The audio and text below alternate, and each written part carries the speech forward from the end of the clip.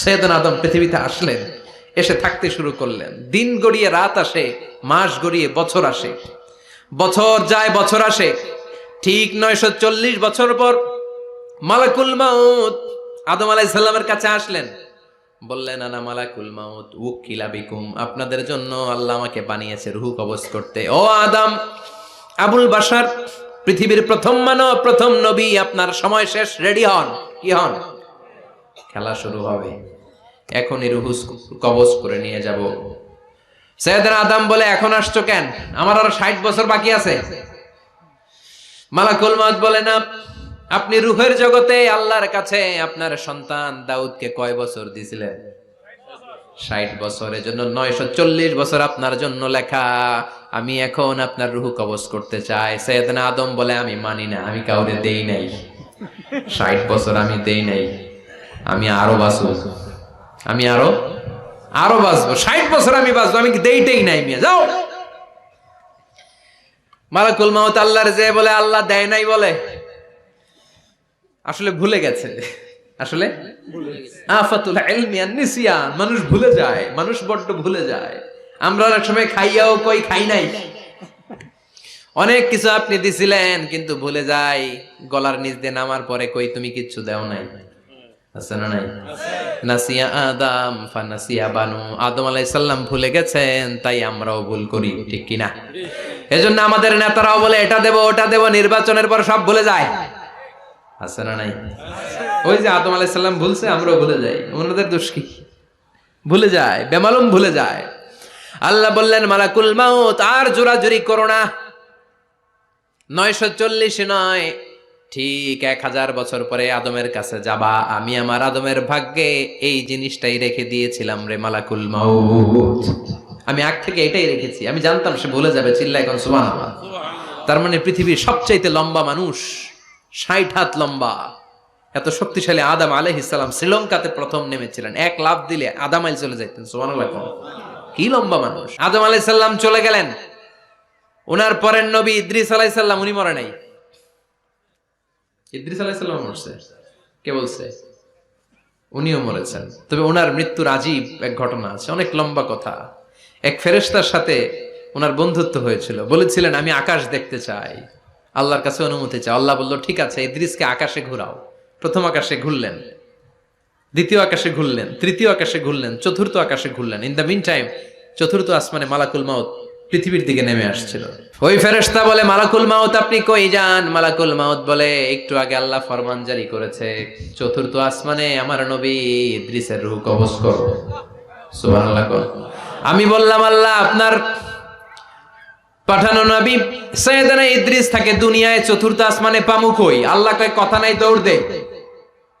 আমি দৌড় দিলাম, এসে দেখি ইদ্রিস আলাইহিস সালাম এখানে রেডি। সুবহানাল্লাহ। ওয়া রাফা'নাহু মাকানান আলিয়্যা। ইদ্রিস আলাইহিস সালামের রূহ কবজ দুনিয়ায় হয় নাই, চতুর্থ আকাশের মধ্যে হয়েছে। একটু চিৎকার করে পড়বেন সুবহানাল্লাহ। এরপরে সুলাইমান আলাইহিস সালাম, উনি তো মরে নাই, মরছে? উনি জিন চালাইতো, উনিও মরবে? শক্তিশালী একজন নবী ছিল। উনি মালাকুল মাউতকে বলেছিলেন, মালাকুল মাউত আমার মৃত্যুর সুয়াইয়া, সামান্য কিছু আগে আমারে বইলো, আমার একটা কাজ আছে। মালাকুল মাউত মৃত্যুর কিছু সময় আগে এসে বলল, সুলাইমান টাইম ইজ আপ, সময় শেষ, অল্প কিছু সময় বাকি, কি করবেন করেন। সাইয়েদনা সুলাইমান জিনদেরকে ডাকলো, ও জিনেরা, বিশাল একটা প্রজেক্ট আছে, প্রজেক্টে কাজ শুরু করো। আর কিছু জিনকে বলল, চারদিকে গ্লাস ফিটিং করা একটা রুম বানাও। সাইয়েদনা সুলাইমান আলাইহিস সালাম গ্লাস ফিটিং করা রুমের ভেতরে ঢুকলেন। এই রুমে ঢুকার দরজা নাই, হাতে একটা লাঠি নিলেন। কি নিলেন? লাঠির মধ্যে ভর করে দাঁড়িয়ে রইলেন আর জিনদের দিকে তাকিয়ে রইলেন। জিনেরা এত বদমাশ ছিল, সাইয়েদনা সুলাইমান দাঁড়িয়ে না থাকলে কাজ করতো না। ছিল ফাঁকিবাজ। কি ছিল? দাঁড়ায় না থাকলে আজও লোকজন কাজ করতে চায় না, ঠিক কিনা? মালিক দাঁড়ায় থাকলে ঠিকই কাজ হয়ে যায়। সুলাইমান আলাইহিস সালাম লাঠির মধ্যে ভর দিয়ে দাঁড়িয়ে রইলেন আর বললেন, কাজ করো। জিনেরাও কাজ শুরু করলো। ওদিকে মালাকুল মাউত এসে বলে, ও সুলাইমান সময় তো শেষ। সুলাইমান বলে, সমস্যা নাই, রূহ কবজ করে। উনি লাঠির মধ্যে ভর দিয়ে দাঁড়িয়ে রইলেন। গ্লাস ফিটিং করা রুমের ভিতরে কোরআন সাক্ষী। মালাকুল মাউত ওইভাবে লাঠিতে ভর দেওয়া অবস্থায়, দাঁড়ানো অবস্থায় সাইয়েদনা সুলাইমান আলাইহিস সালামের রূহ কবজ করে নিলেন। উনি এমন ভাবে দাঁড়িয়েছেন, রুহু চলে গেল, লাশ হয়ে দাঁড়িয়ে রইলেন, লাঠির মধ্যে দাঁড়িয়ে আছেন, জমিনের মধ্যে লুটিয়ে পড়ে নাই। সুবহানাল্লাহ। জিনগুলো দূর থেকে ভাবলো বস তো দাঁড়ায় আছে। কে দাঁড়ায় আছে? জিনেরা মনে করছে বস দাঁড়ায় আছে, কাজ করতে হবে। করতে করতে পুরা প্রজেক্টের কাজ শেষ। ইন দ্য মিন টাইম ঝিঝি পোকা, উই পোকা, যেই পোকা কাঠ খেয়ে ফেলে, এই কাঠ খাওয়ার পোকা সুলাইমান আলাইহিস সালাম লাঠির ভেতরে ঢুকে লাঠিও খেয়ে ফেলেছে। সাইয়েদনা সুলাইমান আলাইহিস সালাম ধপাস করে জমিনে পড়েছে। আর জিনেরা কয় হায় হায়, খালি খালি কাম করছে এতদিন। সুবহানাল্লাহ কইবেন না? সুলাইমান আলাইহিস সালাম বাঁচতে পারে নাই, চলে গেলেন। মুসা আলাইহিস সালাম মরছে? উনি মরবে কেন? উনি তো খালি মারে। মরছে? এক থাপ্পড়ে ফেরাউনের বাবুর্চি নাই। মুখের আগে হাত চলতে কয়েকজন, এর মধ্যে মুসা আলাইহিস সালাম আছে না নাই? মালাকুল মাউত মানুষের আকৃতিতে অনুমতি না নিয়ে ঘরের ভেতরে ঢুকে গেল। ঢুকে বলে আনা মালাকুল মাউত, আমি মৃত্যুর ফেরেশতা। তো কি চাও? জিতু আন আকবাদা রূহাক, আপনার রূহ কবজ করতে আসছি। কিন্তু মুসা আলাইহিস সালাম দেখতেছেন দিব্য একজন মানুষ, কি দেখে? আবার সালাম দেয় নাই, অনুমতি নিয়েও ঢুকে নাই। অমিয়া অনুমতি নিয়ে ঘরে ঢোকার দরকার আছে না নাই? মুসা আলাইহিস সালামের মেজাজ বড় গরম। উনি বললেন কি করবি? কয় আপনারে মারবো। কয় এদিকে আয়। মালাকুল মাউত মনে মনে ভাবে এতদিন সব মানুষগুলো আমারে দেখলে দিত দৌড়, আজকে মনে হয় আমারে দিতে হবে দৌড়। এক পা গায়ে দুই পা পেছায় সাহস করে সামনে গেলেন। আবার মুসা আলাইহিস সালাম দিলেন এরকম থাপ্পড়। ফাসাক্কাহু ফাফাকু আইনা, বুখারীর বর্ণনা, এক থাপ্পড়ে চোখ নাই। ঠিকই মালাকুল মাউত দৌড়, এক দৌড়ে আল্লাহর কাছে। আল্লাহ বললেন রাখো, এটা মুসা আলাইহিস সালাম, তার মেজাজ বড্ড গরম, আমাকে কথা বলতে হবে। আল্লাহ বললেন মুসা, বুখারীর বর্ণনা, গরুর পিঠের উপর হাত রেখে দাও। রাখা হলো।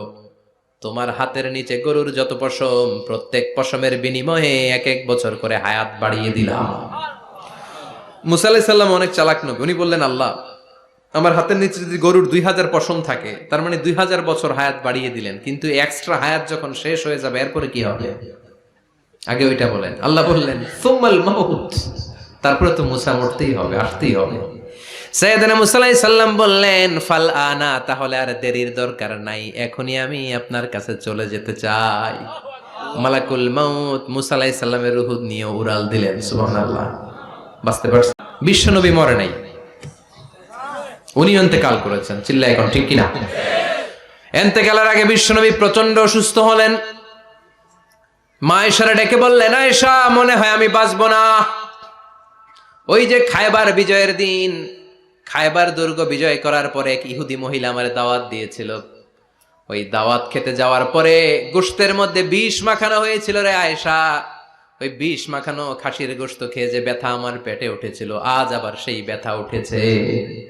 বিশ্বনবী ওই বিষ খাওয়ানো গোশতের কারণে ইন্তেকাল করেছেন। তার মানে বিশ্বনবী শাহীদ। জামা আল্লাহু বাইনান নবুওয়া ওয়াশ শাহাদা, আল্লাহ বিশ্বনবীকে শুধু নবী বানায় নাই, শহীদ হিসেবে কবুল করেছে। সুবহানাল্লাহ কইবেন না? প্রচন্ড অসুস্থ, উনি ছাড়া মসজিদে নববীতে কেউ ইমামতি করার সাহস পায় না। বিশ্বনবী বললেন আবু বকর তুমি যাও, আবু বকরও যায় না। বিশ্বনবী বললেন পানি আনো। বিশ্বনবী পানি দিয়ে ওযু করলেন। ওযু করে কয়েকজন সাহাবীকে ধরে উঠতে চাইলেন, আবার ধপাস করে বেহুশ হয়ে পড়ে যায়। বিশ্বনবী উঠতে পারে না। আবার বললেন ঠান্ডা পানি আনো। পানির ভেতরে বিশ্বনবী 2 হাত ঢুকিয়ে দিয়ে ঠান্ডা ভিজা হাত দিয়ে চেহারার মধ্যে মাসে করলেন আর বললেন ইন্নালিল মাউতিলা সাকারাত, হায়রে মৃত্যুর কি যন্ত্রণা, হায়রে মৃত্যুর যে কি কষ্ট। ও মিয়া, বিশ্বনবী যদি মৃত্যুর কষ্টে কাতরায়, আমাদের অবস্থা কি? আমাদের নসিবে কি আছে? আল্লাহ তুমি বাঁচাও, পড়ে না আমি। বিশ্বনবী কাঁদছেন, সাহাবারা একের পর এক দেখতে আসে, কান্নার রোল পড়ে গেল চারদিকে। বিশ্বনবীর কলিজার টুকরা নয়নের পুটুলি সাইয়্যিদাতুনা ফাতিমা বিশ্বনবীর কান্না সহ্য করতে পারে না। বিশ্বনবীকে ধরে ফাতিমা, সাইয়্যিদাতুনা ফাতিমা বিলাপ করা শুরু করে দিলেন, চিৎকার দিয়ে কান্নাকাটি শুরু করে দিলেন আর বললেন ওয়া কুরবা আবা, ওয়া কুরবা আবা, হায় হায় আমার বাবার কি কষ্ট, আহা আমার বাবার কি কষ্ট হচ্ছে। বিশ্বনবী বললেন ফাতেমা তুমি কেঁদো না, আমার কষ্ট আজকের পরে আর থাকবে না, আজকে তোর বাবার সব কষ্ট বন্ধ হয়ে যাবে। কি যেন কানে কানে বললেন, ফাতেমা আরো কেঁদে দিল। আবার কানে কানে কি যেন বললেন, ফাতেমা হেসে দিল। বিশ্বনবীর ইন্তেকালের অনেক পর মা আয়েশার কাছে ফাতেমা বললেন, আমি যখন প্রথমে কেঁদেছিলাম আব্বা বলেছিল আমি আর বাঁচবো না রে ফাতেমা। আবার কানে কানে একটা কথা বলার পরে হেসেছিলাম, আব্বা বলেছিল আমার পরে আমার পরিবার বর্গের মধ্য থেকে সর্বপ্রথম তোমার সাথে আমার দেখা হয়ে যাবে রে ফাতেমা। অল্প কয়েক মাসের ব্যবধানে সাইয়েদাতুনা ফাতেমা উনিও ইন্তেকাল করলেন।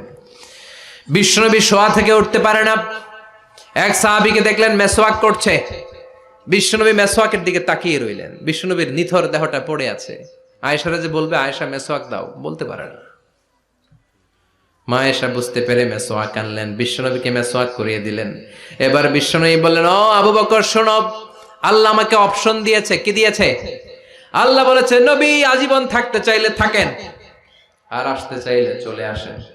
আমি থাকতে না চেয়ে আল্লাহর কাছে চলে যাওয়ার ইচ্ছা করলাম। সাইয়েদনা আবু বকর কান্না জুড়ে দিলেন। বিশ্বনবী বললেন, আসসালাত আসসালাত, ও আমার উম্মতেরা নামাজ তরক করো না। ইন্তেকালের আগে বললেন নামাজ ছেড়ে দিও না। আর বললেন ওয়ামা মালাকাত আইমানুকুম, তোমাদের অধীনস্থ কর্মচারীদের সাথে খারাপ আচরণ করো না। ঘাম শুকানোর আগে পয়সা দিয়ে দিও। আর হাত দুটো উঁচু করে বললেন আল্লাহুম্মা ইলার রাফিকিল আলা, ও আল্লাহ আমি আপনার কাছে যেতে চাই। এই কথাটা বলে বিশ্বনবীর হাত দুইটা থপাস করে জমিনে পড়ে গেল। বিশ্বনবীও চলে গেলেন। থাকতে পেরেছে কেউ? চিল্লায় বলেন। এজন্য আমরা আল্লাহর কাছে ইমানি মৃত্যু চাই। কি মৃত্যু? আমরা উত্তম মৃত্যু চাই। চিল্লায় বলেন কি মৃত্যু? এজন্য মরণের আগে ইমান নিয়ে মরার দরকার আছে।